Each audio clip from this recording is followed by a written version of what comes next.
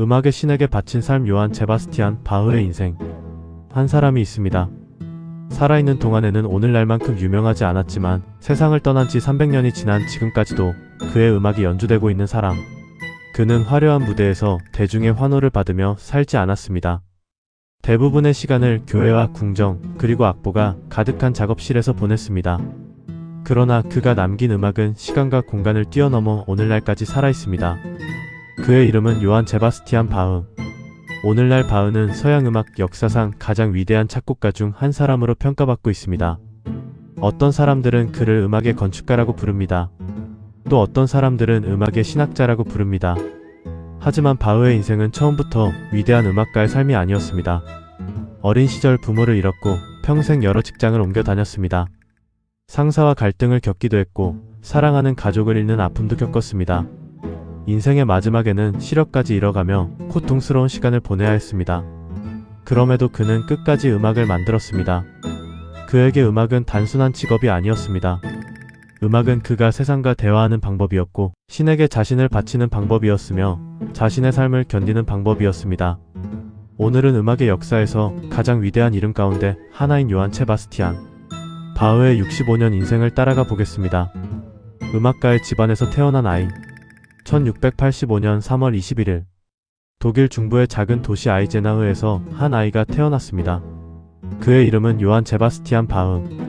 바흐가 태어난 집안은 이미 여러 세대에 걸쳐 음악가를 배출한 음악가 집안이었습니다. 아버지 요한 암브로지우스 바흐 역시 바이올린을 연주하고 여러 악기를 다루는 음악가였습니다. 당시 음악가는 오늘날처럼 자유롭게 활동하는 예술가가 아니었습니다. 대부분 교회나 궁정, 도시의 고용인으로 일했습니다. 교회에 고용되면 예배를 위한 음악을 작곡하고 연주해야 했고 궁정에 고용되면 왕과 귀족을 위한 음악을 만들어야 했습니다. 바흐에게 음악은 특별한 취미가 아니었습니다. 태어날 때부터 그의 주변에는 음악이 있었습니다. 바이올린 소리, 노래소리, 그리고 교회에서 울려 퍼지는 오르간 소리. 그러나 어린 바흐의 삶은 매우 일찍부터 큰 변화를 맞게 됩니다.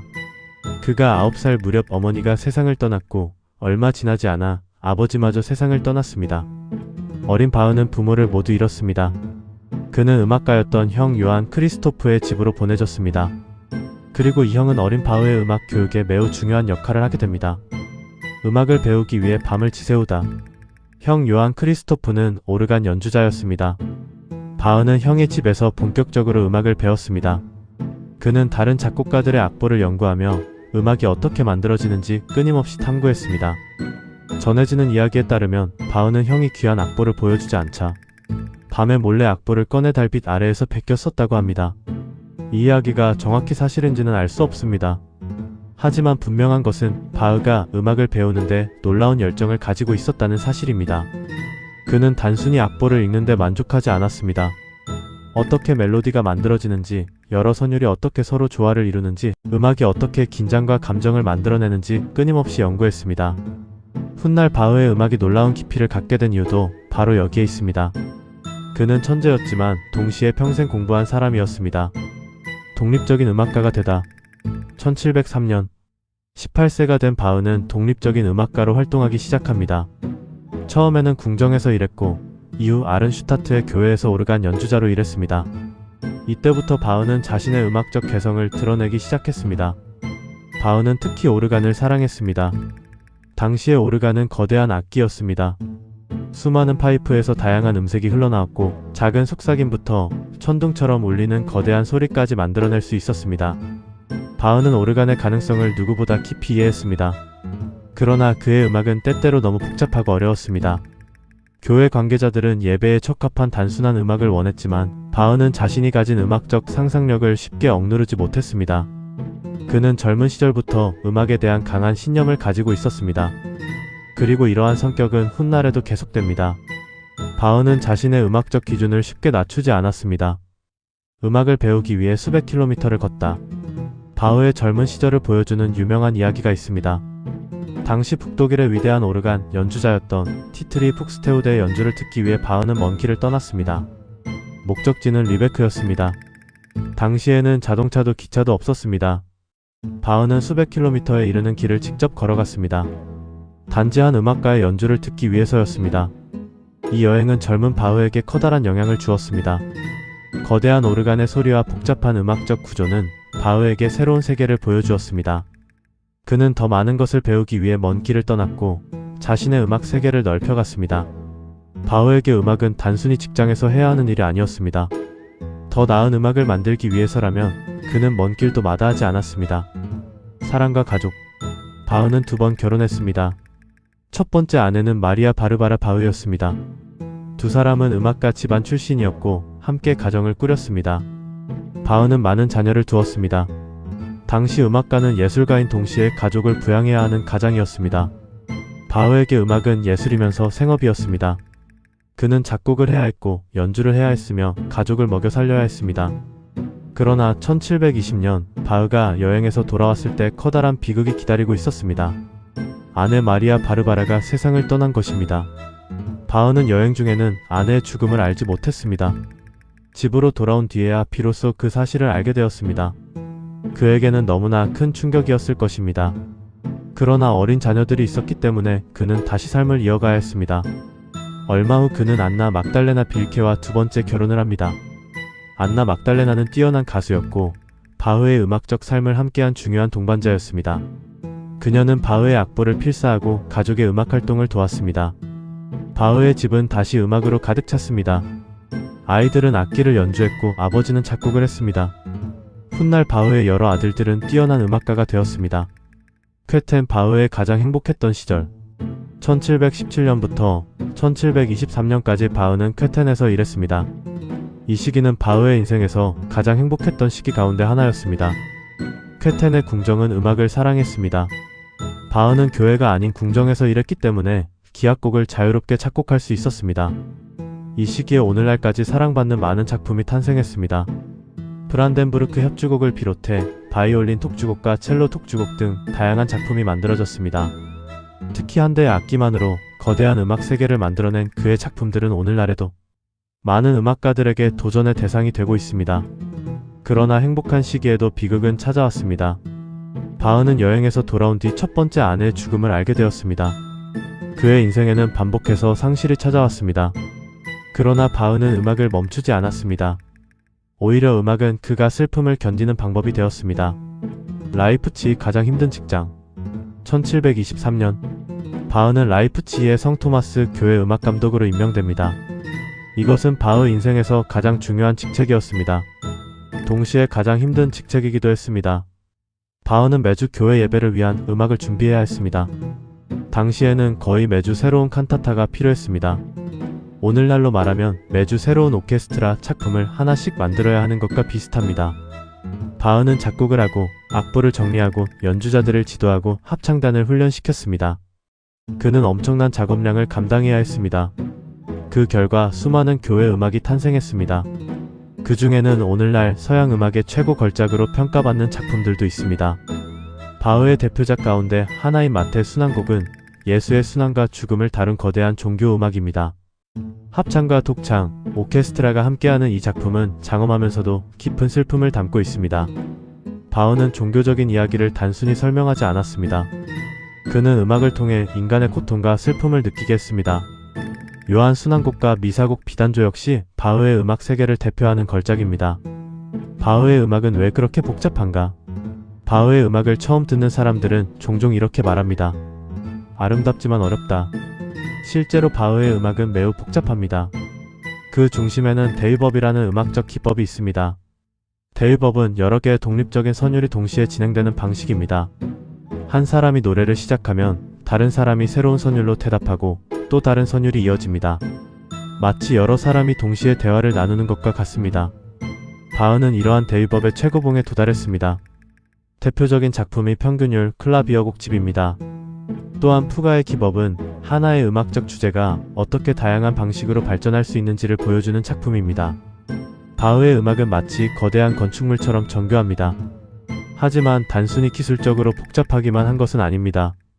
그 안에는 기쁨과 슬픔, 불안과 평온함, 인간의 고독과 신에 대한 믿음이 담겨 있습니다. 바흐의 음악이 300년이 지난 지금까지도 사랑받는 이유는 바로 완벽한 구조와 깊은 감정이 함께 존재하기 때문입니다. 음악가를 키운 아버지. 바흐는 여러 자녀를 두었고 그중 몇 명은 훗날 뛰어난 작곡가가 되었습니다. 비렐름 프리데만 바흐, 카를 필리프 에마누엘 바흐, 요한 크리스티안 바흐 등이 대표적입니다. 바흐의 집은 작은 음악 학교와 같았습니다. 아이들은 음악을 공부했고 악기를 연주했으며 아버지의 음악을 가까이에서 배웠습니다. 바흐는 단순히 손가락 기술만 가르친 것이 아닙니다. 음악이 어떻게 만들어지는지, 선율이 어떻게 서로 대화하는지, 음악적 사고란 무엇인지 가르쳤습니다. 그는 위대한 작곡가인 동시에 훌륭한 음악 교육자이기도 했습니다. 프리드리 대왕과의 만남. 1747년 바흐는 프로이센의 프리드리 대왕을 만났습니다. 음악을 사랑했던 왕은 바흐에게 즉흥 연주를 요청했습니다. 그리고 하나의 음악적 주제를 제시했습니다.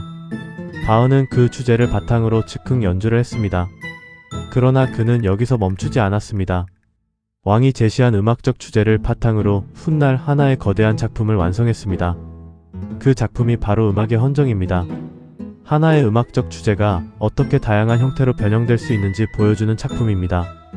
바흐는 음악을 마치 수학처럼 정교하게 구성했습니다. 하지만 그 결과는 차갑지 않았습니다. 오히려 놀라울 정도로 아름답습니다. 인생의 마지막과 시력 상실.